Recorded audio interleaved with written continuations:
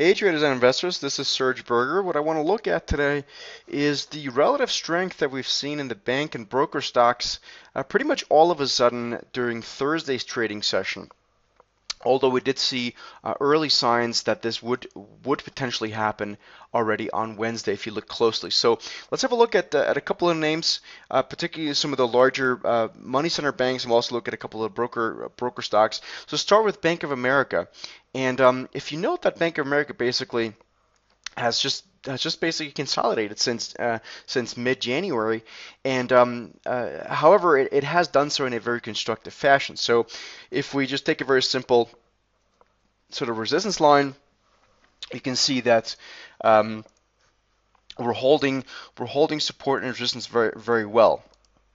More importantly, however, is really the last 2 days of trading action, which is again giving us hopes that the banks and might get going and thus actually give the broader market a chance to really push to new highs in a more meaningful fashion. Also note that the oversold signal here in the stochastics is starting to slowly push higher, and then again on Wednesday we had this bullish reversal intraday, which really came in the form of a doji, so-called doji candle, which are very important to differentiate among it is very important to differentiate among the different types of doji candles. Some of them are bullish, some are bearish, some of them are pretty much just neutral.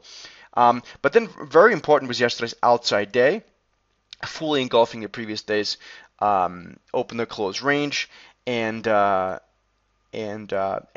stands ready to potentially see follow through buying over the next few days. Then if you look over to JP Morgan, we see some strength, not as clearly as in some of the other names, to be honest, though. But you do also know we had a couple of long tails over the past couple of days. Either lows of the days were being bought, so that's fairly bullish at the margin. And we'll look at Wells Fargo, ticker symbol WFC, and you'll note that this stock too is showing us very bullish signs in the at least for the near term. Some of that really starts with resistance here almost being ready to be taken out. And again, yesterday we saw a bullish reversal intraday. You see that the lows of the day did not hold. The bulls quickly came in and bought the stock and actually closed more or less unchanged for the day. And then the important one here, a couple of the broker stocks. Look at Goldman Sachs. That's always probably one of the more important stocks to watch most of the time. And you can see although the stock is still very much working within the confines of what could be a very bearish pattern, so if the stock were to drop below, say, 161, 160 area latest, this could really turn out quite ugly. However, the stock again held support over the past couple of days. You can see long tail here on Wednesday and follow through buying on yesterday on Thursday, all of which also is being supported by the stochastics moving up from oversold levels. Schwab, last but not least, always an interesting stock to watch as well, more of sort of the discount broker type of format. And you'll note here too, this stock is sort of toying with potentially being able to push higher to new